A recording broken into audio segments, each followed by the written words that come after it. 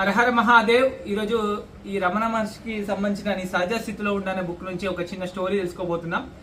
ఇదేంటంటే ఇద్దరు భక్తులు రమణ మహర్షిని కలవడానికి వస్తారనమాట. వచ్చినప్పుడు అక్కడ రమణ మహర్షి ఏం చేస్తూ ఉంటాడంటే అక్కడ చిన్న ఇటుకలు మోస్తూ ఉంటాడు.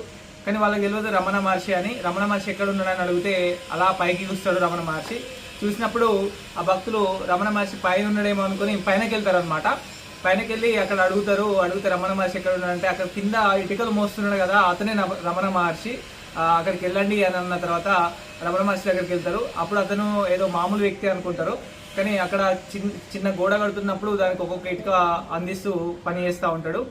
అప్పుడు అడుగుతారు, ఇంత పెద్ద మహర్షి మీరు ఇటుకలు మోయడం ఏంటి, పైనే ఉండొచ్చు కదా అని అడుగుతారు అనమాట.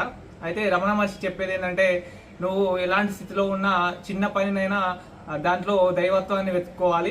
ఏ చిన్న పని చేయకుండా ఉండద్దు, పనియే దైవం అని చెప్తారనమాట. మనం ఏదైతే పని చేస్తూ ఉంటామో దాన్ని దైవంగా భావించి అలాగే దైవనామస్మరణ చేస్తూ మనం ఆ పని చేస్తుండాలి.